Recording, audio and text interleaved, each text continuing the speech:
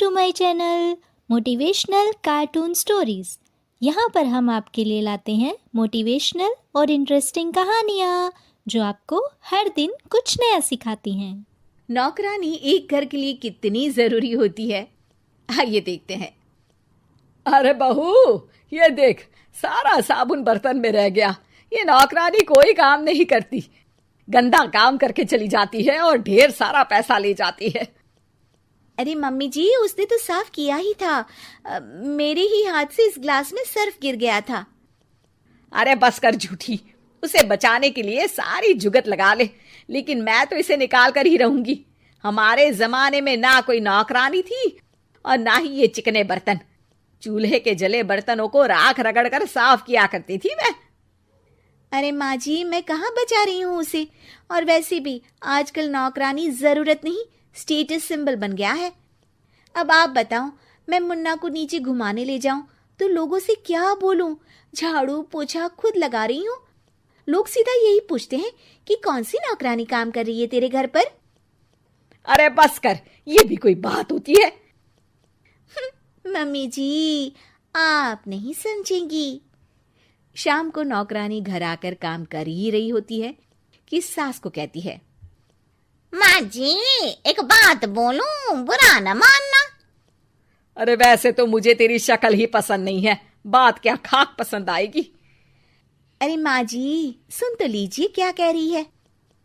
तो मैंने कौन सा उसका मुंह पकड़ लिया है? अरे माँ जी, वो लाल साड़ी पहनती हो ना, ना पहना करो। सास का गुस्सा अब तो 7वें आसमान पर होता है। अरे वाह जी वाह, क्यों ना पहना करूं? और तू होती कौन है ये बताने वाली कि मैं क्या पहनूं क्या ना पहनूं?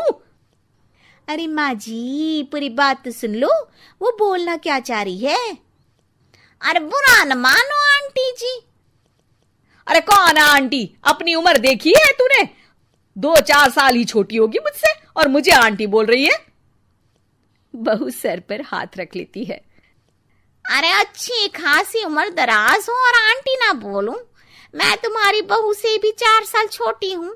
क्यों दीदी? बोलती भी क्या, एक तरफ सास यानी पति की माँ, तो दूसरी तरफ नौकरानी जिसके बिना घर का काम नहीं चल सकता। वो दरअसल माँ जी की शादी भी बहुत जल्दी हो गई थी ना। अच्छा ये झगड़ा छोड़ो, ये बताओ तुम माँ जी को लाल साड़ी पहनने से क्यों मना कर रही हो? वो ना, इनकी उम्र की सारी औरतें सोसाइटी में इनके लिए बात करती हैं कि तुम्हारी सास बुढ़ी घोड़ी लाल लगाम है। बहू को ये सुनकर गुस्सा आ जाता है। अरे वाह वाह, कौन बोलता है जी? खुद क्या है यहाँ की औरतें, बाल सफेद लेकिन टाइट जींस और कोई कुछ भी पहने। अरे पहनना हमारा निजी हक है, किसी को कुछ हक नहीं बनता कि वो मेरी सास के लिए कुछ बोले। मैं आज ही जाकर माँ जी के लिए लाल जींस लेकर आऊंगी, फिर देखो कोई क्या बोलता है। अरे चुप लाल जींस। अरे सुन नौकरानी की बच्ची, जाकर बोल दे उन लोगों से कि उन लोगों की तरह मैं उड़ती नहीं फिरती हूँ घर बार छोड़कर। अपने बच्चों और नाती पोतों में मन लगाती हूँ, ना कि सारा दिन ताश के पत्तों में आंख गड़ाकर 3 पत्ती खेलूं। नौकरानी वहां से चली जाती है।